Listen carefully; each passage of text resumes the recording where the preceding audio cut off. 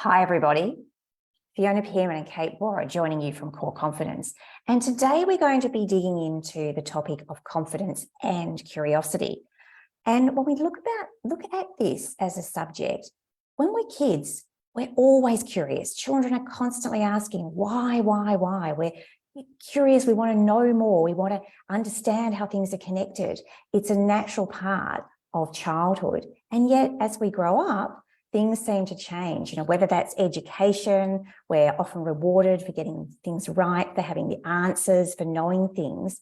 And even when we think about the workplace, often again, we're rewarded for our subject matter expertise, for knowing the answers, for being an expert.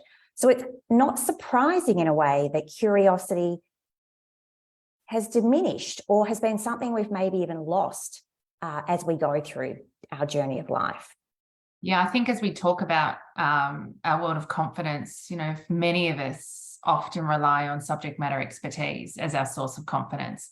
The second building block that we refer to is hard work, and hard work often feeds into that subject matter expertise. The harder I work, the more I know, and therefore, I can answer every question, dot every I, cross every T.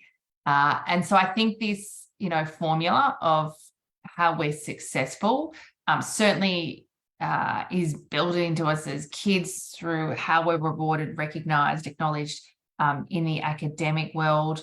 But equally, it's reinforced as we get into our workplace, into our professional world, where not knowing is seen as a sign of weakness, right? And having all the answers is seen as a sign of strength. Of course, we know for our work that model, that formula is unsustainable. And I think why I love this word curiosity so much is because it's not something we use, right? It's not language we use. To your point, we probably didn't use it as kids, but we behaved in that way.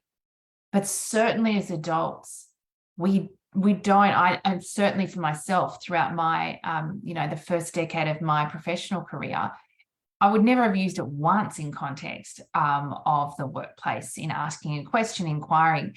I think what I love most about it is the word talks to and sets an expectation that I'm learning. I don't know. The pre-frame and the message to others in our world is, I don't have the answers here. I'm inviting you. I would love for you to tell me. So it's an invitation. And so the word in and of itself communicates so much, right? It communicates expectations I have of myself, which is I don't know, but I want to. And it communicates a message to others that I don't know, and I'm wanting you to help me, you to share it with me. So it really, there's such beauty actually in the communication that happens through one simple word.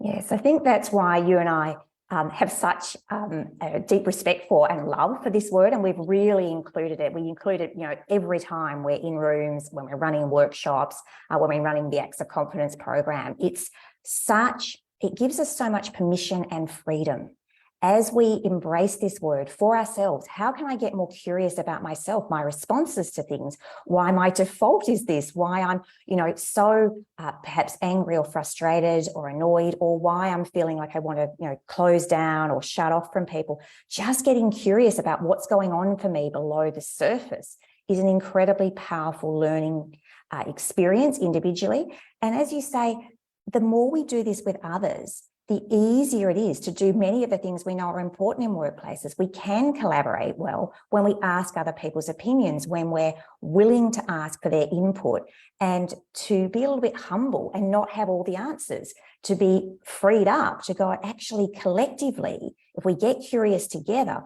we can create so much more.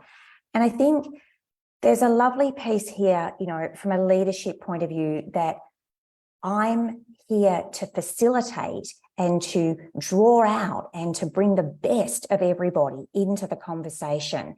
And I don't need to have all the answers myself. And it's not possible, actually, with the speed that everything's changing, to have all the answers. So it gives us ways in which I think to navigate the workplace better and to encourage others.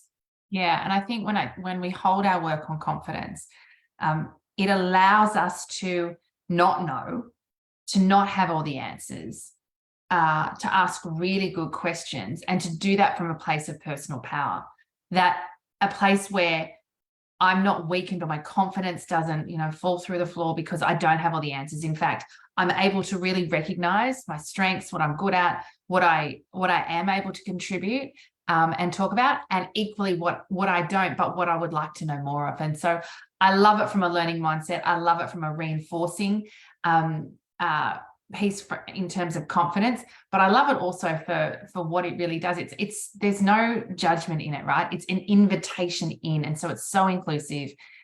It's welcoming, and it really frees up for beautiful conversations that have the potential to lead anywhere. And so if it's not a word you have used in the last year, possibly the last decade, we'd encourage you to play for it, play with a little bit for yourself, but equally in conversations with your team, with colleagues, and of course with your more senior stakeholders.